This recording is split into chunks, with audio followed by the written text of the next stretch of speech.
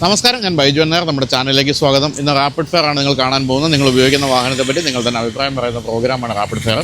അപ്പോൾ വാഹനങ്ങളെക്കുറിച്ച് അറിയുമ്പോൾ തന്നെ നമുക്ക് ജീവിതത്തിൽ അത്രയും പ്രയോജനപ്പെടുന്ന നമ്മുടെ കുടുംബത്തിൻ്റെ ഭാവിയെ ബാധിക്കുന്ന ഒരു പ്രധാനപ്പെട്ട കാര്യം കൂടി നിങ്ങളെ ഓർപ്പിക്കാൻ എന്ന് ഞാൻ ആഗ്രഹിക്കുകയാണ്. ഞാൻ ഉൾപ്പെടെ നമ്മളെല്ലാവരും അധ്വാനിക്കുന്നതും പണം സമ്പാദിക്കുന്നതും കുടുംബത്തിന് വേണ്ടിയാണ്. കുട്ടികളെ നല്ല രീതിയിൽ വളർത്താൻ, അവരുടെ വിദ്യാഭ്യാസത്തിന് അല്ലെങ്കിൽ ഫാമിലിയുടെ ചിലവുകൾക്ക് വേണ്ടിയൊക്കെയാണ് നമ്മൾ പണം സമ്പാദിക്കുന്നത്. ഇതിനെല്ലാം വേണ്ടിയാണല്ലോ നമ്മൾ ഓരോ ദിവസം കഷ്ടപ്പെടുന്നത്. പക്ഷേ ആലോചിച്ച് നോക്കുക, ഒരു ദിവസം നമ്മുടെ വരുമാനം നിലച്ചാൽ, നമുക്ക് അപ്രതീക്ഷിതമായിട്ട് മരണം സംഭവിച്ചാൽ ഇനിയുള്ള കാലവും ഫാമിലിക്ക് ഇങ്ങനെ തുടർന്ന് ജീവിച്ചു പോകാൻ സാധിക്കുമോ? പക്ഷേ ഇപ്പോൾ നമുക്ക് അത്തരം കാര്യങ്ങളൊന്നും ഓർത്ത് ടെൻഷൻ അടിക്കേണ്ട കാര്യമില്ല. അതിന് മുൻകരുതലായിട്ട് വലിയ കവറേജ് കിട്ടുന്ന ടേം ഇൻഷുറൻസുകൾ ഇപ്പോൾ നമുക്ക് എടുത്തു വയ്ക്കാം. ഭാവിയിലെ ചിലവുകൾക്കോ മക്കളുടെ പഠനത്തിനോ അവരുടെ വിവാഹത്തിനോ ഒന്നും കുടുംബത്തിന് ആരുടെയും മുന്നിൽ കൈനീട്ടേണ്ടി വരില്ല എന്നുള്ളതാണ് ഏറ്റവും വലിയൊരു കാര്യം. അതായത് വളരെ വലിയ തുക, ഏതാണ്ട് 2 കോടി രൂപ പോലെയൊക്കെയുള്ള വലിയ എമൗണ്ട് നമുക്ക് നഷ്ടപരിഹാരമായിട്ട് കിട്ടുകയും ചെയ്യും. ഇൻഷുറൻസ് എന്ന് കേൾക്കുമ്പോൾ വലിയ ചിലവാണെന്ന് നിങ്ങൾ ചിന്തിക്കുന്നുണ്ടാവും. പക്ഷേ ഞാൻ ഈ വീഡിയോയുടെ ഡിസ്ക്രിപ്ഷനിലും കമൻറ്റിലും കൊടുത്തിരിക്കുന്ന ലിങ്കിൽ പോയാൽ മാസം 400 അല്ലെങ്കിൽ 500 രൂപ മുതൽ തുടങ്ങുന്ന ടേം പ്ലാനുകൾ നിങ്ങൾക്ക് കണ്ടെത്താൻ സാധിക്കും. നമുക്ക് മാരകമായ ഒരു അസുഖം വരുന്നതോ മരണം പോലുള്ള അത്യാഹിതം സംഭവിക്കുന്നതൊന്നും മുൻകൂട്ടി കാണാൻ പറ്റുന്ന കാര്യമല്ല. അതുകൊണ്ട് ഉത്തരവാദിത്തമുള്ള എല്ലാവരും ഈ ടേം ഇൻഷുറൻസ് മുൻകൂട്ടി എടുത്തു വെച്ചിരിക്കണം. പിന്നെ ഇടയ്ക്ക് വെച്ച് ക്യാൻസർ പോലുള്ള അസുഖങ്ങളോ അംഗവൈകല്യങ്ങളോ ഒക്കെ ഉണ്ടായ കവറേജ് കിട്ടുന്ന റൈഡേഴ്സ് കൂടി എടുക്കാൻ ഇതിൻ്റെ ഒപ്പം പറ്റുകയും ചെയ്യും. ഇതൊന്നും എല്ലാവർക്കും സംഭവിക്കണമെന്നില്ല, പക്ഷേ ഒരു സുരക്ഷ പോലെ നമ്മളിത് ചെയ്ത് വെക്കുന്നു എന്ന് മാത്രമേ ഉള്ളൂ. ഇപ്പോൾ എടുക്കുന്നവർക്ക് 15% വരെ ഡിസ്കൗണ്ടോടുകൂടി എടുക്കാൻ പറ്റും. പ്രവാസികൾക്ക് ടേം ഇൻഷുറൻസ് വിദേശത്ത് നിന്ന് എടുക്കുന്നതിനേക്കാളും നാട്ടിൽ നിന്ന് എടുക്കുകയാണെങ്കിൽ 30 മുതൽ 50% വരെ കുറഞ്ഞ ചിലവിൽ എടുത്തു വയ്ക്കാനും സാധിക്കും. അതിന് ഈ വീഡിയോയുടെ കമൻറ്റിലുള്ള ലിങ്കിൽ പോയാൽ മതി, അല്ലെങ്കിൽ സ്ക്രീനിൽ കാണുന്ന QR കോഡ് സ്കാൻ ചെയ്താലും മതി. അപ്പോൾ നമുക്കിനി റാപ്പിഡ് ഫെയർ കാണാം.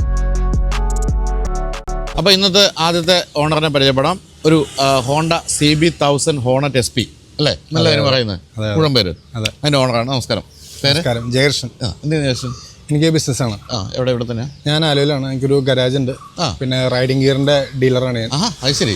എവിടെയാണ്? ഷോപ്പായിട്ടാണോ? ഷോപ്പായിട്ടല്ല, നമ്മളതിന്റെ മെയിൻ ഡിസ്ട്രിബ്യൂഷൻ എടുത്തേക്കാണ്. അത് ശരി. ഏത് ബ്രാൻഡ്? ആൽഫ ഹെഡ് എന്ന് പറഞ്ഞിട്ട്. അത് ശരി. അപ്പോൾ ഗ്യാരേജ് എന്ന് പറയുന്നത് 2 വീലറിൻ്റെയോ 4 വീലറിൻ്റെയോ? നമ്മൾ സൂപ്പർ ബൈക്സും പിന്നെ മോഡിഫൈഡ് കാർസും എല്ലാം ചെയ്യുന്നുണ്ട്. എന്താ അതിൻ്റെ പേര്? Absolute performance and engineering. ആണല്ലോ, നമ്മൾ അറിയുന്നില്ലല്ലോ ഈ ഒരു മേഖലയിൽ ഉണ്ടായിട്ടും. കുറേ കാലം തുടങ്ങിയിട്ട് ഒരു 2 years ആവണം. അത് ശരി. എങ്ങനെയുണ്ട്? ധാരാളം വണ്ടികളൊക്കെ വരുന്നുണ്ട്. അപ്പോൾ എന്താ ഇപ്പോൾ ചെയ്യാൻ പറ്റുന്നത്? കാരണം ഇപ്പോൾ എല്ലാം മോട്ടോർ വെഹിക്കിൾ ഡിപ്പാർട്ട്മെൻറ്റ് പിടിക്കുന്നതുകൊണ്ട് നമുക്ക് എന്താണ് എക്സ്ട്രാ എന്തെങ്കിലുമൊക്കെ ചെയ്യാൻ പറ്റുമോ? നമ്മൾ മിക്കവാറും ലീഗൽ മോഡിഫിക്കേഷൻസ് ആണ് കൂടുതൽ നോക്കണേ. നമ്മളൊരു എക്സോസ്റ്റ് സിസ്റ്റം ചെയ്യുകയാണെങ്കിലും വണ്ടിക്ക് സൗണ്ട് ഇല്ല, പക്ഷെ പെർഫോമൻസ് കിട്ടുന്ന രീതിയിൽ അങ്ങനത്തെ മോഡിഫിക്കേഷൻസ് ആണ് കൂടുതൽ ചെയ്യുക. ഒരു സ്ലീപ്പർ ബിൽഡ്സ് ആണ് നമ്മൾ ഏറ്റവും കൂടുതൽ ഫോക്കസ് ചെയ്യണത്. അതുകൊണ്ട് വേറെ ആൾക്കാർക്ക് ഒരു ബുദ്ധിമുട്ട് ഉണ്ടാക്കുന്ന രീതിയിലുള്ള മോഡിഫിക്കേഷൻ അല്ല. അപ്പോൾ ഒരു പെർഫോമൻസ് ഇത്തരം കാര്യങ്ങൾ ചെയ്യുന്ന ആളായതുകൊണ്ട് തന്നെയാണ് ഒരു പെർഫോമൻസ് ബൈക്ക് ഇരിക്കട്ടെ എന്ന് വിചാരിച്ചത്. അതെ, നമുക്ക് ഈ വണ്ടിയുടെ റിവ്യൂസ് കണ്ടു ഓൺലൈൻ.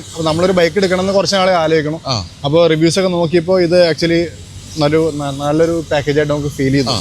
ഹോണ്ടയുടെ വണ്ടിയാണ്. ഇതിനകത്ത് ഇലക്ട്രോണിക്സ് ഇത്തിരി കുറവാണ്, എന്നാൽ കൂടി ഹോണ്ടയുടെ എഞ്ചിനീയറിംഗ് വെച്ചിട്ട് ഇത് അത് ഓവർകം ചെയ്യുന്നത്. അങ്ങനെയാണ് ഈ വണ്ടിയുടെ. പക്ഷെ ഞാനിപ്പോൾ ഇവിടെ നിൽക്കുമ്പോൾ പോലും എനിക്ക് ചൂട് ഭയങ്കരമായിട്ട് വരുന്നു. ഇപ്പോൾ ഓടി വന്നതിന് അത്ര ഹീറ്റ് ഉണ്ടോ? ഇതൊരു ലിറ്റർ ക്ലാസ് വണ്ടിയാണ്. ഇതിനൊരു 1000 cc ഉണ്ട്. 155 bhp ആണ്. ഒരു ശരാശരി കാറിനേക്കാളും കൂടുതൽ പവർ ഇത് പ്രൊഡ്യൂസ് ചെയ്യുന്നുണ്ട്. അപ്പൊ അതിനനുസരിച്ചുള്ള ഹീറ്റ് എഞ്ചിനിന് എപ്പോഴും പുറത്തേക്ക് തള്ളിക്കൊണ്ടിരിക്കും. അത് എല്ലാ സൂപ്പർ ബൈക്കുകളും ഈ ഒരു സിറ്റുവേഷൻ തന്നെയാണ്. അപ്പൊ ഫുൾ ഗിയറിൽ നമ്മൾ ഓടിക്കാൻ പറ്റും ശരിക്കും? ബേസിക്കലി നമ്മളൊരു ബൂട്ടും ജീൻസും മിനിമം ഇടണം. അതെ. എത്ര രൂപ എടുത്തിട്ട്? ഇതിപ്പോ എടുത്തിട്ട് നമ്മളൊരു 8 മാസം ആവണം. എത്ര രൂപയായി അന്ന് എടുത്തപ്പോൾ? അന്ന് എടുത്തപ്പോൾ 16 ലക്ഷം. 16 ലക്ഷം രൂപ. 16 ലക്ഷം രൂപയ്ക്കുള്ള ഉണ്ടോ? എന്താണ് ഇത്രയും കാലം ഓടിച്ചു കഴിഞ്ഞപ്പോൾ ഒരു തോന്നല്? 16 ലക്ഷം രൂപയ്ക്കുള്ള വർത്താണത്. ഇതേ സ്പെക്കുള്ള വണ്ടി. അത് ഇതിനകത്ത് ഫ്രണ്ടിൽ വരുന്ന ബ്രേക്സ് എന്ന് പറഞ്ഞ ബ്രംബോന്റെ സ്റ്റൈലമ സീരീസ് ആണ്. ഇത് ഡ്യുക്കാറ്റി അങ്ങനത്തെ ഹൈബൂസ ഇങ്ങനത്തെ ടോപ്പ് എൻഡ് വണ്ടികളിൽ മാത്രമേ ഉള്ളൂ. അതുകൂടാണ്ട് ഷോവയുടെ ഫുള്ളി അഡ്ജസ്റ്റബിൾ സസ്പെൻഷനാണ് ഫ്രണ്ടിലുള്ള. ബാക്കിൽ ഓലൻസിന്റെ ഫുള്ളി അഡ്ജസ്റ്റബിൾ. ഈ കിറ്റ് നോർമലി ഒരു 25 ലക്ഷം രൂപയുടെ വണ്ടിയിലാണ് കണ്ടു തുടങ്ങുന്നത്. ശരി. അപ്പോൾ ഇതെടുക്കുന്ന സമയത്ത് വേറെ ഏതെങ്കിലും ഒക്കെ മോഡലുകൾ നോക്കിയിരുന്നോ, അതോ ഇത് മതിയെന്ന് തീരുമാനിക്കായിരുന്നോ? നമ്മൾ 10R-ഉം 6R എല്ലാം ഓടിച്ചിട്ടുണ്ട്. പക്ഷെ നമുക്ക് ഓടിച്ചത് വെച്ചിട്ട് ഇതാണ് ഏറ്റവും ബെറ്റർ ആയിട്ട്. എന്താണ് ആ തോന്നൽ? എന്താണ് തോന്നിയത് ഇതിനൊരു കൂടുതൽ ഒരു അഡ്വാൻറ്റേജ് ആയിട്ട് ഓടിച്ചപ്പോൾ? ഇതിന് അഡ്വാൻറ്റേജ് എനിക്ക് ഇതിന്റെ സിംപ്ലിസിറ്റി ഇഷ്ടപ്പെട്ടെ. ഇതിനകത്ത് ഓവർ ഇലക്ട്രോണിക്സ് ഇല്ല, ബേസിക് ആണ് അത്യാവശ്യം. നമ്മളെ സംബന്ധിച്ചിടത്തോളം ഓവർ ഇലക്ട്രോണിക് സൈഡ്സ് ഞങ്ങൾക്ക് താല്പര്യമില്ല. പിന്നെ ഈ വണ്ടിയുടെ എന്ന് പറഞ്ഞാൽ നമുക്ക് ഡെയിലി കമ്മ്യൂട്ട് ചെയ്യാൻ പറ്റണം. അപ്പോൾ ഡെയിലി കമ്മ്യൂട്ട് ചെയ്യാൻ ഒരു നേക്കഡ് സൂപ്പർ ബൈക്കാണ് ഏറ്റവും ബെസ്റ്റ്. ശരി, നല്ല സ്ലീക്കാണ് അല്ലേ? വലിയ. അതെ. പെട്ടെന്ന് ആരും ശ്രദ്ധിക്കില്ല. നമ്മൾ എവിടെ കൊണ്ട് വെച്ചാലും ആരും പെട്ടെന്ന് മൈൻഡ് ചെയ്യില്ല. ഇങ്ങനത്തെ ഒരു വണ്ടിയാണെന്ന് നമുക്ക് മനസ്സിലാവില്ല. ഈ പില്യൺ റൈഡറായിട്ട് പോയിട്ടുണ്ടോ? കാരണം നല്ല ഹൈറ്റിലാണല്ലോ പില്യൺ റൈഡറുടെ ഇരിപ്പ്. പില്യൺ റൈഡറായിട്ട് പോയിട്ടുണ്ട്. അതൊരു നല്ലൊരു സുഖമുള്ള പരിപാടിയല്ല. അല്ല. വില്ലനും സുഖമല്ല, നമുക്കും സുഖമല്ല. നല്ല ലോങ് ട്രിപ്പ് ഒക്കെ പോയിട്ടുണ്ടോ? ലോങ് ട്രിപ്പ് ഒക്കെ പോയിട്ടുണ്ട്. ലോങ് ട്രിപ്പിലൊക്കെ എന്താണ് ഈ ഒരു ആക്സലറേഷൻ്റെ ഒക്കെ ഒരു നേക്കഡ് ബൈക്കിന്റെ ഒരു അഡ്വാൻറ്റേജ് വരുന്നത് നമുക്ക് പെർഫോമൻസ് ഉണ്ട് വണ്ടിക്ക്, നമുക്ക് കംഫർട്ടബിൾ ആയിട്ടൊന്ന് ഓടിക്കാം. പക്ഷെ ഒരു 140 സ്പീഡ് കഴിഞ്ഞാൽ പിന്നെ വിൻ ബ്ലാസ്റ്റ് ഭയങ്കരമാണ്. നമ്മൾ ലോങ് ഡിസ്റ്റൻസ് ഓടിക്കുമ്പോൾ അത് കുറച്ച് ടയറിംഗ് ആയിട്ട് ഫീൽ ചെയ്യും. പക്ഷെ നമ്മളൊരു 100-120 കീപ്പ് ചെയ്യുകയാണെങ്കിൽ നമുക്ക് ഫുൾ ഡേ കംഫർട്ടബിൾ ആയിട്ട് ഓടിക്കാൻ പറ്റും. എന്തെങ്കിലും തരത്തിലുള്ള വൈബ്രേഷനോ അങ്ങനെ എന്തെങ്കിലും ഉണ്ടോ? വൈബ്രേഷൻ വളരെ കുറവാണ്. ഒരു ഹൈ RPM പോകുമ്പോൾ ലിറ്റർ ക്ലാസിന്റെ ഒരു ചെറിയ വൈബ്രേഷൻസ് ഉണ്ടാവും ഇതിന്, അതല്ലാണ്ട് വേറെ വൈബ്രേഷൻ ഒന്നുമില്ല. എന്താണ് ഏറ്റവും പോസിറ്റീവ് ആയിട്ടുള്ള കാര്യം ഇതിന്റെ തോന്നിയത് ഇത്രയും കാലം? ഇതിന്റെ എനിക്ക് എഞ്ചിനാണ് തോന്നിയത്. സ്മൂത്ത്നെസ്, ഹോണ്ടയുടെ ആ സ്മൂത്ത്നെസ് ഇതിൽ കിട്ടിയിട്ടുണ്ട്. ഇത് ശരിക്കും ഒരു 2017 CB ഫയർ ബ്ലേഡ് ഉണ്ട്. ഫയർ ബ്ലേഡിന്റെ എഞ്ചിൻ ഡീട്യൂൺ ചെയ്തേക്കണതാണ്. അപ്പൊ ഈ എഞ്ചിൻ ആക്ച്വലി ഒരു 150 bhp ആണെങ്കിലും ഇത് നമുക്ക് ട്യൂൺ ചെയ്ത ഒരു 200 bhp എത്തിക്കാൻ പറ്റും. അത്ര കേപ്പബിലിറ്റി ഉള്ള എഞ്ചിനാണ്. പിന്നെ ഹോണ്ടയുടെ മെയിൻ്റനൻസ് വളരെ ചീപ്പാണ്. ആണല്ലേ? ഞാൻ ചോദിക്കായിരുന്നു, സർവീസ് കഴിഞ്ഞോ? സർവീസ് ഇപ്പൊ വണ്ടി ഒരു 8700 കിലോമീറ്റേഴ്സ് ആയി. അപ്പോൾ ഫസ്റ്റ് സർവീസ് കഴിഞ്ഞു. അതിനൊരു 7000 റുപ്പീസ് അത്ര വന്നിട്ടുള്ളൂ. പാർട്സിനെ പറ്റി അന്വേഷിച്ചിട്ടുണ്ടോ? പാർട്സ് നല്ല അവൈലബിലിറ്റി ഉണ്ട്. ഇതിന്റെ ഈ ബാക്കിലെ നമ്പർ പ്ലേറ്റിന്റെ ഹോൾഡർ ഒരു പ്രാവശ്യം പൊട്ടിപ്പോയതാ. അപ്പൊ ഫുൾ സെറ്റ് മേടിച്ചിട്ട് 300 രൂപയുള്ളൂ. അത്രേ ഉള്ളൂ. ശരി. അപ്പം അതൊക്കെ പോസിറ്റീവ്സ്. എന്താണ് നെഗറ്റീവ് തോന്നിയിരിക്കുന്നത്? നെഗറ്റീവ് എനിക്ക് വണ്ടിയായിട്ടല്ല, എനിക്ക് ഇതിന്റെ ഒരു നേക്കഡിൽ നമ്മൾ പ്രതീക്ഷിക്കാത്തൊരു സാധനമായിരുന്നു ഈ ഹൈ സ്പീഡിലെ വിൻ ബ്ലാസ്റ്റ്. അത് ആക്ച്വലി ഒരു ഭയങ്കര നെഗറ്റീവാണ്. വണ്ടി നമുക്കൊരു ഹൈ സ്പീഡ് ടൂറിങ് നടത്താൻ പറ്റില്ല, അതിന് ഒരു ഫെയറിംഗ് ഉള്ള വണ്ടി തന്നെ വേണം. ഇതിൽ ഫെയറിംഗ് എക്സ്ട്രാ ഫിറ്റ് ചെയ്യുന്നതും പോസിബിൾ അല്ല. മൈലേജോ? ഇന്ത്യക്കാരുടെ ചോദ്യം അതാണല്ലോ. അത് നമ്മൾ വണ്ടി ഒരു വളരെ ഡീസന്റ് ആയിട്ട് ഓടിക്കുകയാണെങ്കിൽ ഒരു 15 ഒക്കെ കിട്ടും. 15 കിട്ടും. പക്ഷെ നമ്മള് അതെന്ന് പറഞ്ഞാൽ വണ്ടിക്ക് ഒരു ബുദ്ധിമുട്ട് പോലെയാണ് ആ സ്പീഡിൽ പോകുമ്പോ. നമ്മളതൊരു പ്രോപ്പറായിട്ട് യൂസ് ചെയ്യുകയാണെങ്കിൽ 5-6 അത്രയൊക്കെ കിട്ടും. ശരി. അപ്പൊ ഇത് ശരിക്കും സിറ്റി റൈഡിനാണോ അതോ ലോങ് റൈഡിനാണോ ഏറ്റവും കൂടുതൽ യോജിക്കുന്നത്? ഇതൊരു അങ്ങടും ഇങ്ങടും ഇല്ലാത്തൊരു സിറ്റുവേഷൻ ആണ് ഇതിനകത്ത്. ബേസിക്കലി സിറ്റി റൈഡ്സിൽ നമുക്ക് ഇത്രയും പവറിന്റെ ആവശ്യമില്ല, പക്ഷെ ഇതിനകത്ത് അത്ര പവർ ഉണ്ട്. അപ്പൊ നമുക്ക് സിറ്റി റൈഡ് വലിയ ബുദ്ധിമുട്ടില്ല. ഹൈവേയിൽ എന്ന് പറഞ്ഞാൽ പവർ ഉണ്ട്, പക്ഷെ ഒരു വിൻ ബ്ലാസ്റ്റിന്റെ ഒരു ചെറിയൊരു ഇഷ്യൂ ഉണ്ട്. പക്ഷെ ഇത് ഹൈ സ്പീഡിൽ ഓടിക്കുന്ന വേറെ ആൾക്കാരുണ്ട്, അവർക്ക് ഇത്രയും ബുദ്ധിമുട്ടുണ്ടോ എന്ന് എനിക്കറിയില്ല. അപ്പൊ നിങ്ങൾ ഗ്രൂപ്പ് എന്തെങ്കിലും ഉണ്ടോ ഇത് ഉപയോഗിക്കുന്നവരുടെ? നമ്മൾ ചെറിയ ഗ്രൂപ്പിലൊക്കെ ഉണ്ട്, പക്ഷെ ഞാൻ അത്രയ്ക്ക് ഇൻവോൾവ് അല്ല. എങ്കിലും വിൻ ബ്ലാസ്റ്റിനെ പറ്റി ഒരു പൊതുപരാതി ഉണ്ടോ? അങ്ങനെ പൊതുപരാതി അത് ഈ ബൈക്കിന്റെ അല്ല, ഒരു നേക്കഡ് സൂപ്പർ ബൈക്സിന് എല്ലാത്തിനും വിൻ ബ്ലാസ്റ്റ് ആണ്. എല്ലാവരും പറയുന്നത് അതിനോട് നമ്മൾ യൂസ്ഡ് ആവണം, അതല്ലാണ്ട് വേറെ വഴിയില്ല. ചെറിയൊരു വൈസറൊക്കെ ഇവിടെ ഫിറ്റ് ചെയ്യാൻ പറ്റും, പക്ഷെ വൈസർ വെച്ചാൽ ഇതിന്റെ ഒരു ലുക്ക്. അപ്പൊ ഇത് ഇനി എത്ര കാലം ഉപയോഗിക്കാനാണ് പരിപാടി? ഇത് നമ്മളെ പൊളിയണ വരെ ഓടിക്കാനാണ് നമ്മുടെ ഉദ്ദേശം. ഇതിനൊക്കെ റീസെയിൽ വാല്യൂ എങ്ങനെയാണ് പൊതുവെ? ഇതിന് റീസെയിൽ വാല്യൂ ഉണ്ട് ആക്ച്വലി. ഇപ്പൊ വണ്ടിയുടെ ഓൺ റോഡ് പ്രൈസ് 18 lakhs ആണ്. ഇത് ഞങ്ങൾ ഇറങ്ങിയപ്പോൾ ഇത് ആകെ കേരളത്തിലുള്ള ആകെയുള്ള 20-25 CB1000 SP ആണ്. അതെ. അപ്പോൾ ഇതിന്റെ റീസെയിൽ വാല്യൂ എന്താണെന്ന് എനിക്ക് ഇപ്പൊ കറക്റ്റ് പറയാൻ പറ്റില്ല. തമിഴ്നാട്ടിലൊക്കെ ഇതിലും വിലക്കാണ് ഇത് പോണത്. ആണല്ലേ? ശരി. അപ്പൊ ഇത് ഇവിടെ ഓടിച്ചോണ്ടിരിക്കുന്ന കാലത്ത് തന്നെ മറ്റേത് വണ്ടിയാണ് കണ്ണിപ്പെട്ടിരിക്കുന്നത്, വാങ്ങിക്കാനല്ലെങ്കിൽ പോലും കൊള്ളാലോ എന്ന് തോന്നിയിരിക്കുന്നത്? നമുക്ക് തോന്നിയ ഒരു വണ്ടി എനിക്ക് ഫീൽ ചെയ്തത് 6R ആണ്. കവാസാക്കിയുടെ 6R ആക്ച്വലി നല്ലൊരു വണ്ടിയാണ്. അതിന് ഇത്രയും പവർ ഇല്ല, പക്ഷെ അതിന്റെ ഒരു എനിക്ക് സൂപ്പർ സ്പോർട്സ് ഭയങ്കര ഇഷ്ടമുള്ള സംഭവമാണ്. അപ്പോൾ സൂപ്പർ സ്പോർട്സിലേക്ക് കയറുമ്പോൾ നമുക്ക് ഈ പറഞ്ഞ പോലെ ഫുള്ളായിട്ട് പുഷ് ചെയ്യാൻ പറ്റുന്ന ഒരു വണ്ടി എന്ന് തോന്നിയത് 6R ആണ്. അത് കാരണം അത് ഇത്രയും പവർ ഇല്ലാത്തതുകൊണ്ട് തന്നെ നമുക്ക് മാക്സിമം പുഷ് ചെയ്ത് ഓടിക്കാൻ പറ്റും വണ്ടി. ഇതെന്ന് പറഞ്ഞാൽ ഇത് നമുക്കൊരു നോർമൽ റോഡിൽ പുഷ് ചെയ്യണതിന് ഒരു പരിധിയുണ്ട്. പിന്നെ 155 PSP എന്ന് പറഞ്ഞ ചെറിയ കാര്യമാണ് അല്ലേ പ്രൊഡ്യൂസ് ചെയ്യുന്നത്. നമ്മൾ ആലോചിച്ച് നോക്കി, ശരിക്കും പറഞ്ഞാൽ നിങ്ങളൊക്കെ ഉപയോഗിച്ചിരിക്കുന്ന കാറിനൊന്നും സാധാരണ ഇടത്തരം കാരണമൊന്നുമില്ല. 55cc അല്ലേ? ശരി, അത്രയും പവറാണ് വരുന്നത്. അതാണ് ഞാൻ ചോദിച്ചത്, സിറ്റിയിൽ ഇത് എങ്ങനെയാണ് ഉണ്ടാവും ഇതിന്റെ പെർഫോമൻസ്? കാരണം ഇത് നമുക്ക് എന്തായാലും ആ ഒരു പവറിൽ തിരികെ പോകാനും പറ്റില്ല. അല്ല, ഇത് വണ്ടി ഭയങ്കര ലൈറ്റ് വെയിറ്റ് ആണ് ആക്ച്വലി. നമുക്ക് ഇതിന്റെ ഒരു 155 bhp ഉപയോഗിക്കാൻ പറ്റിയില്ലെങ്കിലും സിറ്റിയിൽ നമുക്ക് ഒരു 390 ഡ്യൂക്കിന്റെ എന്തിനെ വെട്ടിക്കാനും ഒരു ബുദ്ധിമുട്ടില്ല. അതിന്റെ ഹാൻഡ്ലിങ്ങും അതിനനുസരിച്ച് കേപ്പബിൾ ആണ്. വണ്ടി 200 കിലോ താഴെ ഉള്ളൂ വെയിറ്റ്. അപ്പൊ ഇത്ര ഈ ഒരു ഗ്യാരേജ് ഒക്കെ നടത്തുന്ന ആളെന്നുള്ള എക്സോസ് ഒക്കെ മാറ്റണം എന്നുള്ള ഒരു തോന്നൽ വന്നിട്ടില്ലേ? തോന്നൽ വന്നിട്ടുണ്ട്. അന്നേരം MBD എന്നുള്ള സൈൻ ഓർമ്മ വരുന്നത്. എന്തായാലും വേറെ ഒന്നും എക്സ്ട്രാ ഒന്നും അധികം കാര്യമായിട്ട് ചെയ്തിട്ടില്ല. ചെയ്തില്ല. നമുക്കിത് മാക്സിമം പുഷ് ചെയ്ത് ഓടിക്കുക എന്നുള്ളതാണ് ഉദ്ദേശം. ഇത് ഒരു സൂപ്പർ ബൈക്ക് നോർമലി ഒരു ഇയർലി 3000 മാക്സിമം 6000 കിലോമീറ്റർ ഓടാറുള്ളൂ. അപ്പോൾ നമ്മുടെ ഈ വണ്ടി ഇപ്പൊ 8000 ഓടി. നമ്മളിത് ബാക്ക് ടയർ, ഇത് 3ാമത്തെ ടയറാണിത്. ആണല്ലേ? ഫസ്റ്റ് ടയർ ഒരു 4000 കിലോമീറ്റേഴ്സ് ആയപ്പോഴേക്കും തീർന്നു. സെക്കൻഡ് ടയർ ഇപ്പോൾ 8000 കിലോമീറ്റേഴ്സിൽ തീർന്നു. അപ്പോൾ ഇത് ബാക്കിൽ ഇപ്പോൾ ഏറ്റവും പുതിയ ടയറാണ്. കുറച്ചുകൂടി കഴിഞ്ഞാൽ ഫ്രണ്ട് ടയർ മാറണം, ബ്രേക്ക് പാഡ് മാറണം. എത്ര രൂപയാകുന്നുണ്ട് ഇതിന്റെ ടയറിന്? ബാക്ക് ടയറിന് ഒരു ഇതിപ്പോ വേർഡ്സ്റ്റീൻ എന്ന് പറഞ്ഞ കമ്പനിയുടെ ടയറാണ്. നമ്മളത് ഇതിലും ബെറ്റർ ടയർ ഉണ്ട്, പക്ഷെ നമുക്ക് ഇത്രയും യൂസ് ഉള്ളതുകൊണ്ട് നമുക്ക് ആ ടയറാണ് ഏറ്റവും ബെറ്റർ. അപ്പൊ ഇതിന് 15,000 വരുന്നത് ബാക്കിൽ, ഫ്രണ്ടിൽ ഒരു 12,000 അടുത്ത് വരുമായിരിക്കും. പിന്നെ ബ്രേക്ക് പാഡിന് വരുമ്പോൾ ഹോണ്ടന്ന് വരുമ്പോൾ ഒരു 8,000 9,000 റേഞ്ച് വരും. മോശമല്ലാത്ത കൊണ്ടു നടക്കണമെങ്കിൽ ഇത്തിരി പൈസയൊക്കെ വേണം അല്ലേ? ഇതിലും പൈസ ഉള്ള വണ്ടികളുണ്ട്. അല്ല, പക്ഷെ വേറെ കാര്യം 16 ലക്ഷം രൂപ ഒരു കാർ വാങ്ങിച്ചാൽ ഇതുപോലൊക്കെ തന്നെ മെയിൻ്റെനൻസ് വരുമല്ലോ. അതെ അതെ അതെ അതെ. കാറിന്റെ മെയിൻ്റെനൻസ്, കാറിന്റെ മൈലേജ് നോക്കിയാൽ മതി. കാറിന്റെ മൈലേജ് അതെടുത്ത് വേണം. അപ്പോൾ എന്തായാലും നല്ലൊരു ഫീഡ്ബാക്ക് നമുക്ക് കിട്ടിയത്. ഈ പറഞ്ഞ പോലെ ഇത് 2025 ഇത് മാത്രമേ ഉള്ളൂ കേരളത്തിലെന്നാണ് പറഞ്ഞത്. അപ്പം കൃത്യമായ ഫീഡ്ബാക്ക് കിട്ടി. Thank you. അപ്പോൾ ഒന്നുകൂടെ ഒന്ന് ഗ്യാരേജിൻ്റെ പേര് പറഞ്ഞേക്കാം. ആർക്കെങ്കിലും ആവശ്യമുണ്ടെങ്കിൽ വീഡിയോ കണ്ടുകൊണ്ടിരിക്കുന്നവർക്കെല്ലാം വരണമെങ്കിൽ ഒരു ഗ്യാരേജിൻ്റെ പേര് ഒന്നുകൂടെ ഒന്ന് പറഞ്ഞേക്കും. നമ്മുടെ ഗ്യാരേജിൻ്റെ പേര് ആബ്സൊല്യൂട്ട് പെർഫോമൻസ് ആൻഡ് എഞ്ചിനീയറിംഗ്. നിങ്ങൾക്ക് എന്തെങ്കിലും ബുദ്ധിമുട്ടുകളോ ഏതെങ്കിലും വണ്ടിയിൽ മെയിൻ്റനൻസ് കറക്റ്റായിട്ട് കിട്ടുന്നില്ല, പഴയ വണ്ടിയാണെങ്കിൽ കൂടി നമ്മൾ അതിനുള്ള പാർട്സ് സോഴ്സ് ചെയ്ത് പ്രോപ്പറായിട്ട് മെയിൻറ്റെയിൻ ചെയ്ത് തരും. ഓക്കെ. പിന്നെ എന്ത് മോഡിഫിക്കേഷൻ നമ്മൾ അപ്രോച്ച് ചെയ്യാം. ഓക്കെ. അപ്പോൾ താങ്ക് യു സോ മച്ച്. അപ്പോൾ എന്തായാലും ഹാപ്പി ആൻഡ് സേഫ് മോട്ടറിങ് ആശംസിക്കുന്നു. ശരി.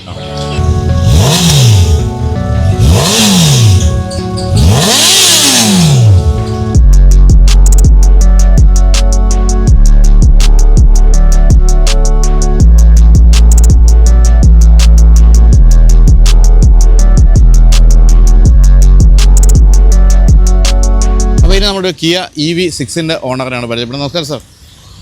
പേര്? നമസ്കാരം, എൻ്റെ പേര് സഗീർ എന്നാണ്, KM സഗീർ. എന്ത് ചെയ്യുന്നു സാർ? ഞാൻ ഗവൺമെൻറ് എംപ്ലോയി ആയിരുന്നു, റിട്ടയർ ചെയ്തു. ഇവിടെ തന്നെയാണോ? കൊച്ചിക്കാരനാണോ? കൊച്ചിക്കാരൻ തന്നെയാണ്. എടപ്പള്ളിയിലാണ് എൻ്റെ സ്വന്തം സ്ഥലവും നാടുമൊക്കെ, എല്ലാം എടപ്പള്ളിയാണ്. അപ്പോൾ ഇതിൽ നമ്മൾ അധികം കാണാത്തൊരു കാര്യം വണ്ടി കണ്ടപ്പോഴാണ് ശ്രദ്ധിച്ചത്. അത് ഇവിടെ നമ്പർ എഴുതി വെച്ചിരിക്കുന്നുള്ളതാണ്.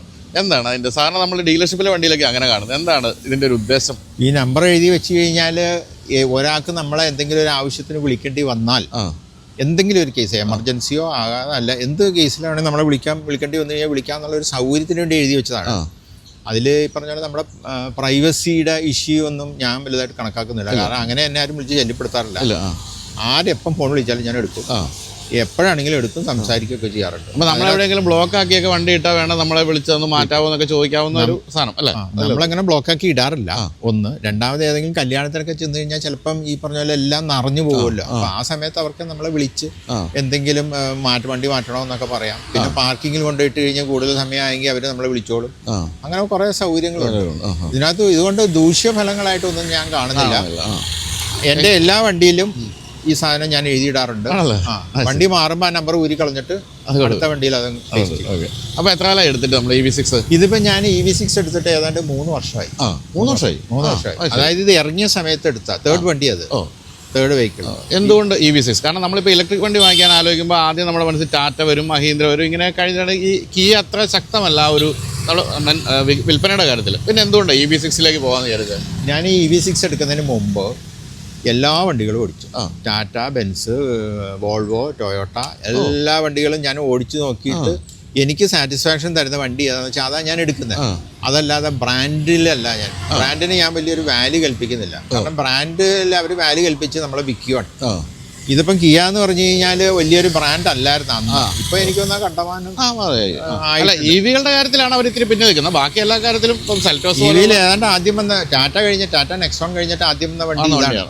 അപ്പൊ ഈ വണ്ടി ടെസ്റ്റ് ഡ്രൈവ് പോലും ഇല്ലാതെ ഷോറൂമിൽ കിടക്കുന്ന വണ്ടിക്ക് നേരിട്ട് ബുക്ക് ചെയ്ത് ഞാൻ എടുത്താ. എന്താണ് ഇതിന് അത്ര ഇഷ്ടപ്പെടാനുള്ള ഒരു കാരണം? എന്തായാലും ഇതിന്റെ പ്രത്യേകത എന്ന് വെച്ച് കഴിഞ്ഞാൽ ഇതിന് നല്ലൊരു ഭംഗിയാണ്. അതുണ്ട്. അത് നമ്മള് അതായത് European car of the year ആണ് 22-23 European car of the year. അപ്പം അങ്ങനെ വെച്ച് നോക്കുമ്പോൾ അങ്ങനെ ആരും ഒരു പൊട്ട വണ്ടിക്ക് ഇല്ലെങ്കിൽ ഒരു മോശപ്പെട്ട ഒരു വണ്ടിക്ക് ആരും ഈ പറഞ്ഞ കാർ ഓഫ് ദ ഇയർ കൊടുക്കത്തില്ല. ആ അവാർഡ്, അതും പ്രത്യേകിച്ച് യൂറോപ്പിൽ. ഇവിടെയൊക്കെ ആണെങ്കിൽ എന്തെങ്കിലുമൊക്കെ നടന്നിരിക്കും. പക്ഷെ അതുകൊണ്ട് നമുക്ക് ധൈര്യമായിട്ട് എടുക്കുകയും ചെയ്യാം. അപ്പം ഞാൻ എടുത്ത സമയത്ത് അവരുടെ അടുത്ത് പറഞ്ഞു എനിക്ക് ടെസ്റ്റ് ഡ്രൈവ് പോലും കിട്ടിയില്ലല്ലോ എന്ന് പറഞ്ഞു. അപ്പോൾ അവർ പറഞ്ഞു സാറേ ടെസ്റ്റ് ഡ്രൈവിന് വണ്ടിയില്ല, ആ വണ്ടി ഷോയ്ക്ക് മാത്രമേ ഡിസ്പ്ലേ മാത്രമേ ഉള്ളൂ, പിന്നെ വണ്ടി വരുന്ന സമയത്ത് നമുക്ക് ഡെലിവറി ചെയ്യാമെന്ന് പറഞ്ഞു. അപ്പം ഞാൻ പറഞ്ഞു എന്നാൽ ശരി, കാരണം ബുക്ക് ചെയ്യാമല്ലോ എന്ന് പറഞ്ഞു. അങ്ങനെ ബുക്ക് ചെയ്യാൻ നേരത്തെ അവർ ചോദിച്ചപ്പോൾ അവർ പറഞ്ഞത് ആകെ 10 വണ്ടി കേരളത്തിലുള്ളൂ. ഓൾ ഇന്ത്യ ബേസിൽ ഏകദേശം 100 വണ്ടിയുള്ളൂ. 10 വണ്ടിയിൽ 16 വണ്ടി ബുക്കിംഗ് കഴിഞ്ഞു. ഇനി വേണമെങ്കിൽ ബുക്ക് ചെയ്യാം, പക്ഷെ കിട്ടൂല. അപ്പം ഞാൻ പറഞ്ഞു എന്നാൽ ബുക്ക് ചെയ്തേക്കാം. അപ്പം അന്ന് ബുക്കിങ് 4 ലക്ഷം രൂപയാണ്. അപ്പം ഞാൻ പറഞ്ഞു 4 ലക്ഷം രൂപയുടെ ആവശ്യമില്ലോ, ഏതായാലും തരത്തില്ലല്ലോ നിങ്ങൾ, 1 ലക്ഷം രൂപ എല്ലാം തന്ന് ബുക്ക് ചെയ്യാമെന്ന്. അപ്പോൾ സാറേ ശരിയെന്ന് പറഞ്ഞ് അങ്ങനെ ബുക്ക് ചെയ്തു. വണ്ടി വന്ന സമയത്ത് എടുക്കാൻ ആൾ കുറവാണ്. കാരണം പലരും ബാക്ക് ഔട്ട് ചെയ്തതെന്ന് വെച്ച് കഴിഞ്ഞാൽ എനിക്കൊന്ന് ഫൈനാൻസ് പ്രശ്നങ്ങളൊക്കെ ഉണ്ട്. അപ്പോൾ നമുക്ക് ഈ പറഞ്ഞ സിവിൽ സ്കോറൊക്കെ ഉള്ളതുകൊണ്ട് അത്യാവശ്യം ഈ പറഞ്ഞ പോലെ ഇഷ്യൂസ് ഇല്ലായിരുന്നു. ബാങ്കുകാർ എത്ര വേണമെങ്കിൽ തരാമെന്ന് പറഞ്ഞു. അപ്പോൾ ഞാൻ പറഞ്ഞു എന്നാൽ മാക്സിമം ഇങ്ങോട്ട് പോരട്ടെ എന്ന് ബാങ്കുകാരോട് പറഞ്ഞു. അങ്ങനെ ബാങ്കുകാരൻ കണ്ട് 56 ലക്ഷം 60 ലക്ഷം രൂപ തന്നു. എത്രയാണ് ഇത് 75 ലക്ഷം രൂപ. അതിൻ്റെ 75 ലക്ഷം രൂപയായി. 75 lakhs. 75 ലക്ഷം രൂപയ്ക്ക് ഒരു EV വാങ്ങിക്കുന്നത് ഇന്നത്തെ ഒരു സാഹചര്യത്തിൽ വെർത്താണോ? അല്ല, നമ്മൾ ഈ വേർത്തിനെസ് നോക്കിയിട്ടല്ല ചെയ്യുന്നത്, നമ്മുടെ സാറ്റിസ്ഫാക്ഷനാണ്. അപ്പോൾ നമ്മൾ ഒരു EV മേടിക്കുമ്പോൾ അന്ന് EV ഒന്നും ഇല്ല, കാര്യമായിട്ടുള്ള EV ഒന്നും ഇല്ല. പക്ഷേ EV മേടിക്കുമ്പം EVയുടെ കുറേ കാര്യങ്ങളൊക്കെ അവർ പറഞ്ഞു തന്നു, അതിൻ്റെ ഇഷ്യൂസ് കാര്യങ്ങളൊക്കെ പറഞ്ഞു തന്നു. പിന്നെ പലരും വേറൊരു പറയുന്നത് വെച്ച് കഴിഞ്ഞാൽ റീസെയിൽ വാല്യൂയെക്കുറിച്ചാണ്. അതെ. അപ്പം നമ്മളൊരു വണ്ടി എടുക്കുന്നത് വിൽക്കാനല്ലല്ലോ, നമ്മൾ കൊണ്ടു നടക്കാനായിട്ട് എടുക്കുന്നത്. പിന്നെ എന്തെങ്കിലും കാരണവശാൽ കൊടുക്കേണ്ടി വന്നു കഴിഞ്ഞാൽ അപ്പം നമ്മൾ കല്യാണം കഴിക്കുന്നത് ഡൈവേഴ്സ് ചെയ്യാനല്ലല്ലോ. എന്ത് പറഞ്ഞതുപോലെ ചിലവരങ്ങനെ ചെയ്യുന്നവരുണ്ട് കേട്ടോ. ഇതിപ്പോൾ വിവാഹ തട്ടിപ്പ് വീരന്മാരാ അങ്ങനെ പറയാൻ തട്ടിപ്പ് വീരാൻ വേണ്ടി. ഇതിപ്പം നമ്മൾ ഉപയോഗിക്കാൻ വേണ്ടി എല്ലാ വണ്ടിയും ഞാൻ എടുത്തിട്ടുള്ളത്, ഞാൻ എല്ലാ വണ്ടികളും യൂസ് ചെയ്തിട്ടുണ്ട്. ഞാനൊരു 10-50 വർഷമായി കാർ ഓടിക്കുന്നത്. 50 വർഷം. എൻ്റെ ഒരു 16-17 വയസ്സിൽ തുടങ്ങിയതാണ്. പക്ഷേ ജീവിതത്തിൽ ആദ്യത്തെ EV ഇതാണോ? ആദ്യത്തെ EV ഇതാണ്. ഇതിൻ്റെ പുറകെ ഞാൻ വേറൊരു വിൻസറും എടുത്തു, MGയുടെ വിൻസർ. ശരി. അതും ഈ പറഞ്ഞ പോലെ അത്യാവശ്യം നല്ല വണ്ടിയാണ്, കൊള്ളാം, നല്ല റോഡ് പ്രസൻസും കാര്യങ്ങളൊക്കെ ഉണ്ട്, നല്ല വ്യൂ ഒക്കെ ഉണ്ട്. ഇതിനെന്താ റേഞ്ച് കിട്ടുന്നത് ഇപ്പം? ഇതിന് 500 കിലോമീറ്ററാണ്. കിട്ടും, തീർച്ചയായിട്ടും കിട്ടും. തീർച്ചയായിട്ടും. അപ്പോൾ ഇതിൻ്റെ ഒരു ഗുണം എന്താണെന്ന് വെച്ച് കഴിഞ്ഞാൽ, അപ്പോൾ നമ്മളത് തിരുവനന്തപുരത്ത് പോയിട്ട് വരണമെന്നുണ്ടെങ്കിൽ ചാർജിങ് ഒന്നും വേണ്ട, നേരെ അടിച്ചങ്ങ് വിടുക, തിരിച്ചു വരിക. അപ്പോൾ അന്നത്തെ ഞാൻ എടുത്ത സമയത്ത് ശരിക്കും പറഞ്ഞു കഴിഞ്ഞാൽ ചാർജിങ് സ്റ്റേഷൻസ് വളരെ കുറവാണ്. അപ്പോൾ ആ സമയത്ത് ട്രിവാൻഡ്രത്ത് ചെന്നിട്ട് ഞാൻ കുറേ തപ്പി, ചുമ്മാ ചാർജ് ചെയ്ത് നോക്കാനായിട്ട്. അവിടെ ചെന്ന് തപ്പിപ്പോൾ അങ്ങനെ ഒരു വിഷയം പലർക്കും അറിഞ്ഞുകൂടാ. ടാക്സിക്കാർക്ക് അറിഞ്ഞൂടാ, ഓട്ടോറിക്ഷക്കാർക്ക് അറിഞ്ഞൂടാ, കാരണം ഈ ഒരു കൺസെപ്റ്റ് ഇല്ലല്ലോ. അത് കഴിഞ്ഞിട്ട് പിന്നെ ആരോ പറഞ്ഞത് അല്ല ലുലുവിലുണ്ടെന്ന്. അങ്ങനെയാണ് ഞാൻ പിന്നെ ലുലുവിൽ പോയത്. ലുലു ചെന്ന് കഴിഞ്ഞപ്പോഴാണ് കാണുന്നത് ഈ ഗോയിസി എന്ന് പറഞ്ഞൊരു കമ്പനിയാണ്. അപ്പോൾ അവരുടെ ആപ്ലിക്കേഷൻ ഡൗൺലോഡ് ചെയ്ത് ഞാനൊന്ന് ചാർജ് ചെയ്ത് അതിനുശേഷം പിന്നെ ഞാൻ അവരായിട്ടൊന്ന് ബന്ധപ്പെട്ടു. ഇപ്പം എല്ലായിടത്തും ഗോയിസി ആയിട്ടുണ്ട്. തിരുവനന്തപുരത്തേക്ക് ഇഷ്ടംപോലെ കേരളത്തിന്റെ മാപ്പ് എടുത്തു കഴിഞ്ഞാൽ കാണാൻ പറ്റത്തില്ല, ഗോയിസിയുടെ എംബ്ലം മുഴുവൻ ആ ഒരവസ്ഥയാണ്. അതെ, നല്ല സർവീസും ഒക്കെയാണ്. ഞാൻ ഇടയ്ക്കിടയ്ക്ക് നമുക്ക് ഓടിക്കാൻ കിട്ടുന്ന വണ്ടികളായിട്ടൊക്കെ പോകുമ്പോൾ ഞാൻ എവിടെയെങ്കിലും എന്തെങ്കിലും ഇഷ്യൂ ആണെങ്കിൽ വിളിച്ചാൽ മതി, അപ്പം തന്നെ ഗോയിസിയുടെ ഒരു ഹെൽപ്പ്, നല്ല സർവീസും കാര്യങ്ങളൊക്കെയാണ് ഗോയിസിക്ക്. പിന്നെ ഈ പറഞ്ഞാൽ വേറെ ഇഷ്യൂസ് ഒന്നുമില്ല, കളിപ്പേരും തട്ടിപ്പൊന്നുമില്ല, എല്ലാം നമുക്ക് റിപ്പോർട്ടായിട്ട് തരും. നമുക്ക് കമ്പ്യൂട്ടർ ആപ്ലിക്കേഷൻ ഉണ്ട്, CMS ഉണ്ട്. അപ്പോൾ ഒരു ഇഷ്യൂ ആയിട്ട് എനിക്ക് തോന്നിയിട്ടില്ല. ഇനി എന്തെങ്കിലും ഇഷ്യൂ ഉണ്ടെങ്കിൽ നമ്മൾ ഇഷ്യൂ ഉണ്ടാക്കും, അത് വേറെ കാര്യം. ഇതിപ്പോൾ സാറ് അധികവും വീട്ടിൽ തന്നെയാണോ ചാർജ് ചെയ്യുന്നത് അതോ വെളിയിലാണോ? ഇത് മിക്കവാറും വീട്ടിൽ തന്നെയാണ്. കാരണം എന്താണെന്ന് വെച്ച് കഴിഞ്ഞാൽ ഇതിന് ലോങ് റേഞ്ച് ഉണ്ട്. അപ്പം നമുക്ക് ഈ പറഞ്ഞ പോലെ ഇടയ്ക്ക് കൊണ്ട് ചാർജ് ചെയ്യേണ്ട ആവശ്യമില്ല.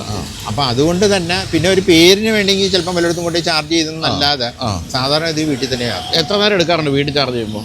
വീട്ടിൽ എനിക്ക് 2 ചാർജേഴ്സ് ഉണ്ട്, 3.3D ഉണ്ട്, 7.4D ഉണ്ട്, രണ്ടെണ്ണം ഉണ്ട്. അപ്പോൾ ഈ 7.4 പകല് എനിക്ക് സോളാറും കൂടി ഉണ്ട്. പകല് ഞാൻ തിരിച്ച സോളാറിൻ്റെ പ്രൊഡക്ഷൻ ഉള്ളതുകൊണ്ട് പകല് ഞാൻ കുത്തിയിടും. പകലെന്ന് വെച്ച് കഴിഞ്ഞാൽ അവൈലബിൾ ആയിട്ട് ടൈമിൽ കുത്തിയിട്ട് കഴിഞ്ഞാൽ 4-5 മണിക്കൂർ കൊണ്ട് കംപ്ലീറ്റ് ചാർജ് കയറും. ചാർജ് കംപ്ലീറ്റ് ആയി കഴിഞ്ഞാൽ അത് ഓഫായി കിടക്കും. വിൻസറിന്റെ കാര്യത്തിൽ എത്ര നേരം എടുക്കുന്നുണ്ട്? വിൻസറും അതേപോലെ തന്നെ ഈ 7.4ലും കുത്താറുണ്ട്, 3.3ലും കുത്താറുണ്ട്. അത് തീരെ താഴോട്ട് 3ലും 2ലും ഒന്നും കൊണ്ട് ഇടാറില്ല. അവർ ചിലപ്പോൾ ഒരു 10%, 20%, 30% ആകുമ്പോൾ ചാർജ് ചെയ്തേക്കും. അതിൻ്റെ കാരണം എന്താണെന്ന് വെച്ച് കഴിഞ്ഞാൽ നമ്മൾ വണ്ടി എടുത്തിട്ട് എവിടെയെങ്കിലും പോകണം എന്നുള്ള ഒരു ഉദ്ദേശം ഉണ്ടെങ്കിൽ ആ സമയത്ത് ചാർജ് ചെയ്യാൻ പറ്റില്ല. അതുകൊണ്ട് ഫ്രീ ആയിട്ടുള്ള സമയത്ത് വണ്ടികളെല്ലാം ഇപ്പം ഇത് തന്നെ ഏതാണ്ട് 90%, 97% ചാർജ്ഡ് ആണ്. അപ്പം അത്യാവശ്യത്തിന് വേണമെങ്കിൽ നമുക്ക് എവിടെ വേണമെങ്കിൽ പോകാം വേണമെങ്കിൽ. വിൻസറിന് എത്ര റേഞ്ച് കിട്ടുന്നുണ്ട്? അത് ഏറ്റവും പുതിയ ലോങ് റേഞ്ച് ആണോ? അല്ല, വിൻസർ ഇറങ്ങിയ സമയത്ത് നമ്മൾ സാധാരണ എല്ലാ വണ്ടികളും ഇറങ്ങുന്ന സമയത്ത് അല്ലെങ്കിൽ അതൊന്നും ഉണ്ടായിട്ടില്ല. പക്ഷെ ആ ഒരു മോഹം ആ സമയത്ത് തോന്നി, ഇപ്പോൾ എടുത്തു മാത്രമേ ഉള്ളൂ. അപ്പോൾ ആ വിൻസറിന് 320 കിലോമീറ്റേഴ്സ് റേഞ്ച് ഉണ്ട്. എനിക്ക് ഏതാണ്ട് അത്ര തന്നെ കിട്ടുന്നുണ്ട്. പിന്നെ ഞാൻ ഇതിനകത്ത് ഈ മോഡ് ശരിക്കും ഈക്കോ മോഡലായിട്ട് ഓടിക്കുന്നത്, അതേപോലെ തന്നെ റീജൻ ലോയിലുമായിട്ട്. അപ്പോൾ അങ്ങനെ വന്നു കഴിയുമ്പോൾ എനിക്ക് എനർജി നഷ്ടമൊന്നും വരുന്നില്ല. ആൾക്കാർ പറയുന്നത് റീജൻ കൂട്ടിയിട്ട് കഴിഞ്ഞാൽ കൂടുതൽ റീജനറേഷൻ ഉണ്ടാവും. പക്ഷെ അന്നേരം നമ്മൾ ആക്സിലേറ്റർ കൊടുത്തിട്ട് എന്ത് പറ്റും, കൂടുതൽ എനർജി സ്പെൻഡ് ചെയ്യാം. ഈ സ്പെൻഡ് ചെയ്ത എനർജി ഏതായാലും തിരിച്ചു കിട്ടാൻ പോണില്ല, അത് ഉറപ്പാണ്. ഇപ്പോൾ ഇതിൻ്റെ കാര്യത്തിൽ എന്താ നെഗറ്റീവ് പറയാനുള്ളത്? എന്തെങ്കിലും ഉണ്ടോ? ഇതിൻ്റെ ഒരു നെഗറ്റീവ് ഉണ്ട്. ഇത് ഫുള്ളി പാക്ഡാണ്. അപ്പോൾ അത് ഈ അഡാസ് എന്ന് പറഞ്ഞ ഫീച്ചർ ഉണ്ടല്ലോ, അതൊരു നെഗറ്റീവാണ്. കാരണം നമ്മുടെ നാട്ടിൽ അതൊരു പോസിറ്റീവ് അല്ല. കാരണം ഇത് ഒരു സൈക്കിളുകാരനോ ബൈക്കുകാരനോ പെട്ടെന്ന് വട്ടം ചാടുവാണെങ്കിൽ ഇത് ബ്രേക്ക് അപ്ലൈ ചെയ്യും, പുറകെ ഇരിക്കുന്നവന്നും ഇരിക്കും. ഞാനിത് എത്രയോ വീഡിയോ പറഞ്ഞിരിക്കുന്നു. എനിക്ക് ഏറ്റവും ശല്യം തോന്നുന്ന കാര്യം എമർജൻസി ബ്രേക്കിങ്. നമ്മളറിയാതെ വണ്ടി ബ്രേക്ക് ചെയ്യലും പുറകെ വന്ന് തന്തയ്ക്ക് വിളിയുമ്പോൾ വണ്ടി ബ്രേക്ക് ചെയ്യുന്നത് ചില്ലറ ബ്രേക്ക് അല്ല, നല്ല ബ്രേക്കാണ് ചെയ്യുന്നത്. നമ്മള് ശരിക്കും ബ്രേക്ക് അപ്ലൈ ചെയ്താൽ പോലും അത്ര ബ്രേക്ക് കിട്ടില്ല. ആ രീതിയിലാണ് ബ്രേക്ക്. പിന്നെ അതൊന്ന്. രണ്ടാമത് വേറൊരു പ്രശ്നം എന്താണെന്ന് വെച്ച് കഴിഞ്ഞാൽ നമ്മൾ ഈ ബ്രേക്കിംഗ് കൂടുതലിട്ട് ഓടിച്ചു കഴിഞ്ഞാൽ, അതായത് റീജൻ കൂടുതലിട്ട് ഓടിച്ചു കഴിഞ്ഞാൽ ഇതിന്റെ ഡ്രം ഒന്നും ക്ലിയർ ആയിരിക്കത്തില്ല. നമുക്കൊരു ആവശ്യത്തിന് നമ്മൾ വരുമ്പം ബ്രേക്ക് ചെയ്താൽ ചിലപ്പോൾ അത് കിട്ടൂല, കാരണം ഡ്രം ഒന്നും ക്ലിയർ അല്ല. അപ്പോൾ അത് കാരണം ആ ഒരു ഇഷ്യൂ സോൾവ് ആയത് എങ്ങനെയാണെന്ന് വെച്ച് കഴിഞ്ഞാൽ അഡാസ് ഒക്കെ ഓഫ് ചെയ്തിട്ടേക്കുക, പലതും ഓഫ് ചെയ്തിട്ട്. അപ്പം എൻ്റെ ഈ ബ്രേക്ക് ലൈനിങ്ങും ബ്രേക്കും കാര്യങ്ങളൊക്കെ. പക്ഷേ ഇത് ഓരോ തവണ സ്റ്റാർട്ട് ആകുമ്പോൾ വീണ്ടും അഡാസ് ഓൺ ആകില്ലേ? ഇല്ല, ഇത് നമുക്ക് പെർമനന്റ് ആയിട്ട് ഓഫ് ചെയ്തിടാം. അത് നമുക്ക് ഇത് കുറച്ചും കൂടെ അഡ്വാൻസ്ഡ് അല്ലേ. അപ്പം നമുക്ക് വേണ്ട കാര്യങ്ങൾ മാത്രം നമുക്ക് ഓൺ ചെയ്തിട്ടാൽ മതി, വേണ്ടാത്ത കാര്യങ്ങൾ നമുക്ക് ഓഫ് ചെയ്തിടാം. ഇപ്പം ഞാൻ അടുത്ത കാലത്ത് ഏറ്റവും പുതിയ റെനോ ഡസ്റ്റർ ഓടിച്ചപ്പോഴാണ് ഏറ്റവും സൗകര്യമുള്ളത്. അതിൻ്റെ സ്വിച്ച് തന്നെയുണ്ട് സൈഡിൽ, അഡാസ് ഓഫ് ചെയ്യാൻ. ആണല്ലേ? വളരെ എളുപ്പം. ഒന്ന് പ്രസ് ചെയ്ത സംഭവം ഓഫായി. ഇത് ആദ്യം ഇറങ്ങിയതുകൊണ്ട് കുറേയൊക്കെ സ്ക്രീനിലൊക്കെ പോയി ചെയ്യണം. മറ്റേ വളരെ എളുപ്പം. എനിക്ക് ഏറ്റവും കൂടുതൽ ഗുണം തോന്നിയൊരു കാര്യം അതാണ്. ഏറ്റവും ശല്യം ഈ എമർജൻസി ബ്രേക്ക്. ഞാനിപ്പോൾ ഒരു പുതിയ ബെൻസ് എടുത്തു കഴിഞ്ഞപ്പോഴത്തേക്കും ഞാൻ ഈ അഡാസിൻ്റെ ഏറ്റവും വലിയ ഇഷ്യൂ ഇപ്പോൾ അനുഭവിച്ചുകൊണ്ടിരിക്കുന്ന അതാണ്. എവിടെയും കൊണ്ടുപോയി ചവിട്ടും, ഒരു ബമ്പ് കണ്ടാലും വണ്ടി അങ്ങ് ചവിട്ടും. എന്ത് ചെയ്യുമെന്ന് ഒരു രക്ഷയില്ല. അതൊന്ന്. രണ്ടാമത് വേറൊരു കാരണം, ഇതിപ്പോൾ ഒരു ചെറിയൊരു കുഴിയെല്ലാം കണ്ടു കഴിഞ്ഞാൽ ഇത് ബമ്പാന്നും പറഞ്ഞിട്ട് നമ്മുടെ അടുത്ത് വിളിച്ചു പറയും ബമ്പാണ്. അപ്പം എപ്പോഴും ഈ ബമ്പാണ് എപ്പോഴും സ്കൂൾ സോണാണ് ഇങ്ങനെ പറഞ്ഞുകൊണ്ടിരിക്കുക. അപ്പം നമ്മളിപ്പോൾ ഈ ബിസി ആയിട്ടുള്ള സ്ഥലത്തൂടെ ഓടിച്ച് ശീലിച്ചുകൊണ്ട് നമുക്കതങ്ങ് ഓടിച്ചു പോകാം. പക്ഷേ അതിനെക്കാട്ടിയും കൂടുതൽ പ്രശ്നം ഇതിനകത്ത് ഇവരുടെ അനൗൺസ്മെന്റ് ആണ്. വണ്ടി മര്യാദയ്ക്ക് ജീവിക്കുന്ന ഒരു നാട്ടിൽ നിന്ന് വന്ന വണ്ടിയല്ലേ കൊറിയല്, അതുകൊണ്ടാണ്. എന്തായാലും ഞാൻ കൊറിയ പോയപ്പോഴത്തേക്കും അവിടുത്തെ ഏറ്റവും കൂടുതൽ ടാക്സി കണ്ട EV6 ആയിരുന്നു. നമ്മൾ ഊബറൊക്കെ വിളിച്ചാലും വരുന്നത് EV6 ആണ്. അവിടെ അധികം കൊറിയയില്. അപ്പോൾ അവിടുത്തെ ഏറ്റവും പ്രിയപ്പെട്ട ഒരു വാഹനമാണ് EV6. പക്ഷേ ഇന്ത്യയിൽ ഈ പറഞ്ഞ പോലെ ഈ വിലയൊക്കെ കൊണ്ടായിരിക്കും ആൾക്കാർ ടാറ്റയുടെ കുറച്ചുകൂടെ വില കുറഞ്ഞ EV-യിലേക്ക് പോകുന്നതുകൊണ്ടായിരിക്കും ശ്രദ്ധിക്കപ്പെടാതെ. അല്ല, ഇതിന് പിന്നെ ഇപ്പൊ കസ്റ്റംസ് ഡ്യൂട്ടിയും ടാക്സും ഒക്കെ വരുന്നത്. അങ്ങനെയാണ് ഈ പറഞ്ഞ പോലെ ഓൾമോസ്റ്റ് ഡബിൾ ആയിട്ട്. CBU ആണല്ലോ അമേരിക്കയിൽ. നമ്മുടെ ഇവിടുത്തെ കാറിന്റെ 1/3 വിലയേ ഉള്ളൂ. നമ്മളിവിടെ 3 ഇരട്ടി വില കൊടുത്ത് മേടിച്ച് കൊണ്ട് നടക്കുന്ന 110% ടാക്സ് ഇമ്പോർട്ട് ഡ്യൂട്ടി ഒക്കെയാണ് നമുക്ക് കൊടുക്കുന്നത്. പിന്നെ ഇതിന് 78 കിലോവാട്ട് ബാറ്ററിയാണ്, 2 മോട്ടറാണ്, വെരി പവർഫുൾ. അതുകൊണ്ട് ഓൾ വീൽ ഡ്രൈവുമാണ്, 2 ഓൾ വീൽ ഡ്രൈവാണ്. നല്ല ഗ്രിപ്പ് കിട്ടും, റോഡ് ഗ്രിപ്പും കാര്യങ്ങളൊക്കെ ഉണ്ട്. പിന്നെ സർവീസ് കോസ്റ്റോ എങ്ങനെയുണ്ട്? സർവീസ് കോസ്റ്റ് കാര്യം ഒന്നുമില്ല, ശരിക്കും പറഞ്ഞാൽ വെർച്വലി നത്തിങ് ആണ്. നമ്മൾ എന്തെങ്കിലും ഇഷ്യൂ ഉണ്ടെങ്കിൽ സമയത്ത് കൊണ്ടുപോയി ചെന്നാൽ മതി. അങ്ങനെ വേറെ സർവീസ് കോസ്റ്റ് ഒന്നും ഇല്ല, കാരണം ഇതിനകത്ത് മൂവിങ് പാർട്സ് ഒന്നും ഇല്ല. ആകെ ടയർ മാത്രം കൂടെ ഓടും, അങ്ങനെയുള്ള ഇഷ്യൂസ്. അപ്പോൾ എന്തായാലും ഈ പറഞ്ഞാൽ വളരെ നല്ലൊരു ഫീഡ്ബാക്കാണ് നമുക്ക് കിട്ടിയത്. EV6 നമ്മൾ അധികം ഒന്നും റോഡിൽ കാണുന്നില്ല, ഈ വില കൊണ്ട് മാത്രമാണ് അത്. അല്ലെങ്കിൽ ഞാനത് ആദ്യമായിട്ട് എനിക്ക് ഓർമ്മയുണ്ട്, ഗോവയിലൊരു ഹോട്ടൽ വെച്ചാണ് ഇവർ ആദ്യമായിട്ട് നമ്മളതിൻ്റെ പ്രിവ്യൂ കാണിക്കുന്നത്. അന്ന് എൻ്റെ ഇന്ത്യയിലൊക്കെ നമ്മൾ കിടുങ്ങിപ്പോയി. ശരിക്കും ഒരു സ്മാർട്ട് ഓഫീസിൻ്റെ അകത്ത് കയറുന്നില്ല. ഇപ്പോൾ പക്ഷേ പല വണ്ടികളും അത് വന്നുവെങ്കിലും ആദ്യമായിട്ട് ഞാനത് കണ്ടതെന്ന് EV6-ലും പിന്നെ അതുപോലെ അയോണിക് 5-ലുമായിരുന്നു, ഹ്യുണ്ടായുടെ അയോണിക് 5 കണ്ട 55 ലക്ഷം രൂപ. പക്ഷേ അതിനെക്കാട്ടിയും കുറച്ചുകൂടെ ഇത് കുറച്ചുകൂടി എയറോഡൈനാമിക് അല്ലേ, ഭയങ്കര രസമല്ലേ ഇതിൻ്റെ ഫ്രണ്ടൊക്കെ കണ്ടു കഴിഞ്ഞാൽ എന്തൊരു. ഇത് അവർ പറയുന്നത് ഏതാണ്ട് 99% എയറോഡൈനാമിക് ആണ്. കാരണം അവർ ബാക്കിൽ വൈപ്പർ എടുത്ത് കളഞ്ഞു. അവർ പറയുന്നത് ബാക്കിൽ വൈപ്പറിന്റെ ആവശ്യമില്ല, കാരണം അത് കാറ്റ് തടയുമെന്നാണ്. ഇങ്ങനെ പോകുമ്പോൾ ഒരു തടസ്സം വരും. അപ്പൊ അത് കാരണം ഇങ്ങനെ ഈ വിൻഡ് ഇതിനകത്ത് കയറി ഇറങ്ങി അങ്ങ് പോകത്തക്ക രീതിയിലാണ് ഇവര് ചെയ്തിരിക്കുന്നത്. പക്ഷെ നമ്മുടെ ഇവിടെ അങ്ങനെ ഹൈ സ്പീഡിലൊന്നും ഓടിക്കുന്ന അവസ്ഥ വരുന്നില്ല. നമ്മുടെ ഇവിടെ സാധാ വിൻഡും ഒക്കെ ഉള്ളൂ, സാധാ മനുഷ്യരും ഒക്കെയാണ്, നമ്മളും സാധാരണ ആൾക്കാരാണ്. അപ്പോൾ എന്തായാലും thank you so much sir. Thank you. ശരി. അപ്പോൾ എന്തായാലും happy and safe driving. Thank you.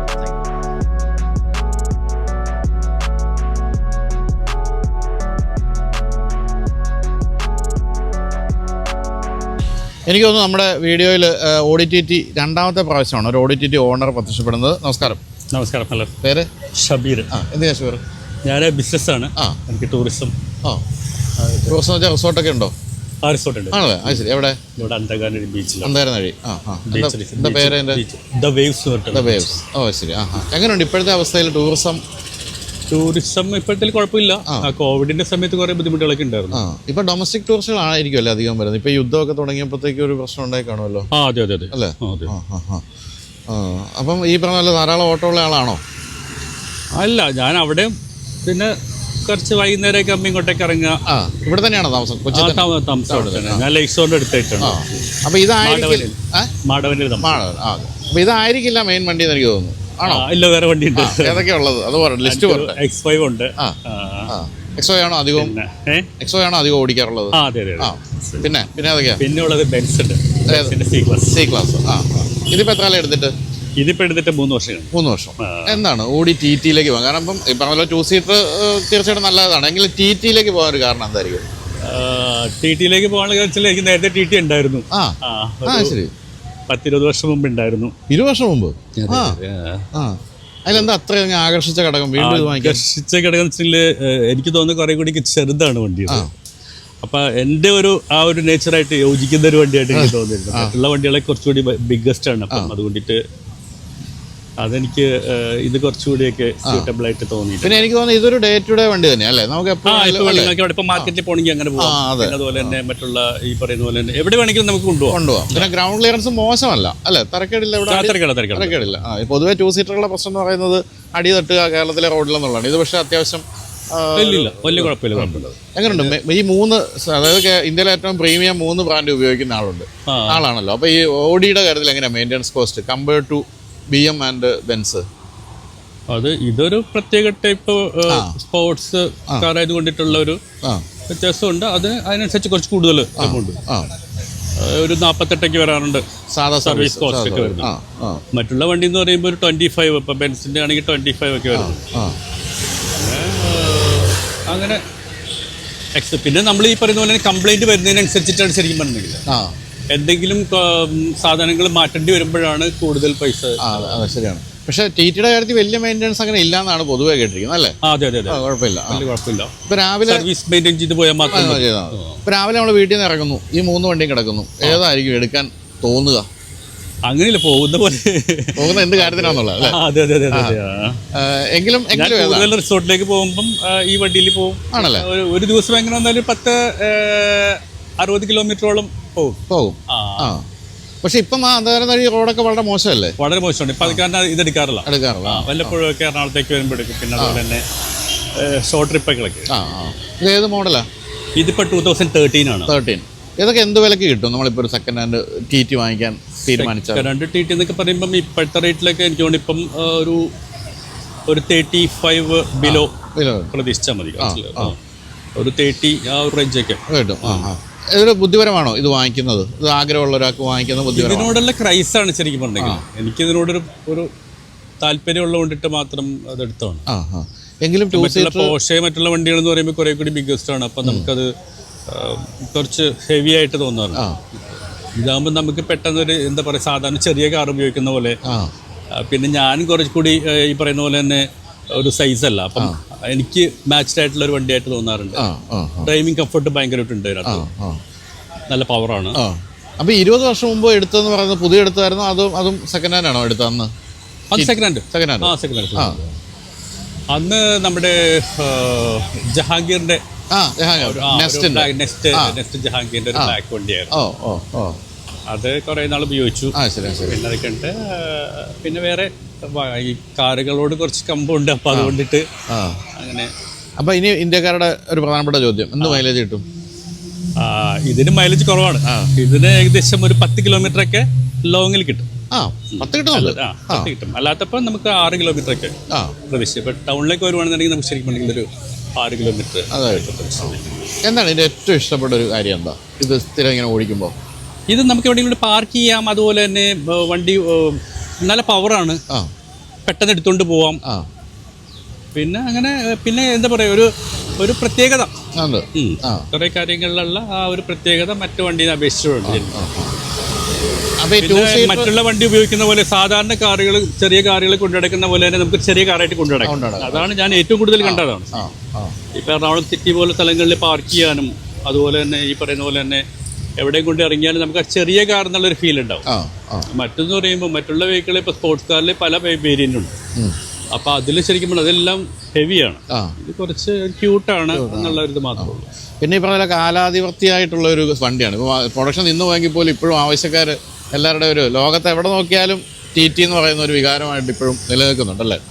അതുപോലെ തന്നെ ഈ 2 സീറ്റർ സ്പോർട്സ് കാർ നമ്മൾ കൺവേർട്ടബിൾ ഒരു താല്പര്യമില്ല. ഇല്ല.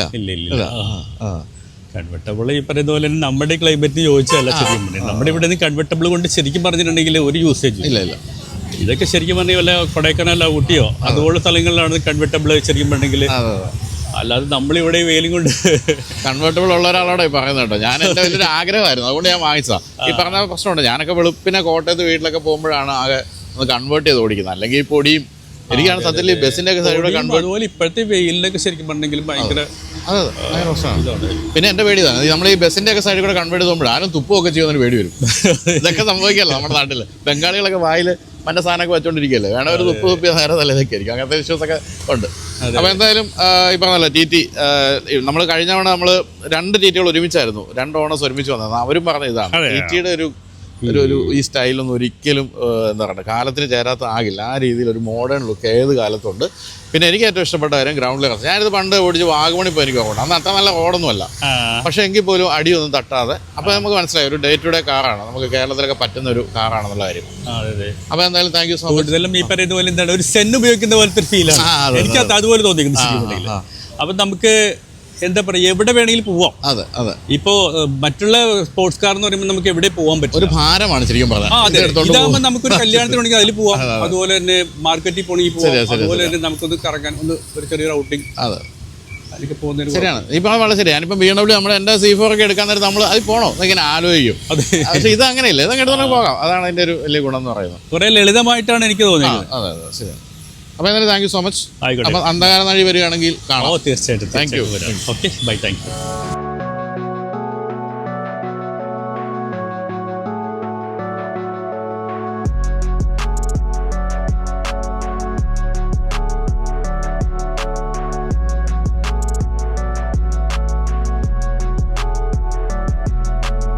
അപ്പോൾ റാപ്പിഡ് ഫയർ അവസാനിക്കുകയാണ്. എന്തായാലും ഞാൻ ആദ്യം പറഞ്ഞൊരു കാര്യം നിങ്ങൾ മറക്കരുത്.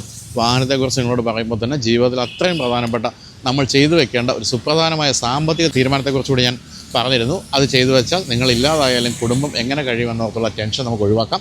ഇന്ത്യയിലെ ലീഡിംഗ് കമ്പനികൾ കമ്പയർ ചെയ്ത് നിങ്ങളുടെ ഇഷ്ടത്തിനനുസരിച്ചുള്ള ടേം ഇൻഷുറൻസ് പോളിസി എടുക്കാനുള്ള ലിങ്ക് ഞാൻ കമൻറ്റ് ബോക്സിൽ കൊടുത്തിട്ടുണ്ട്.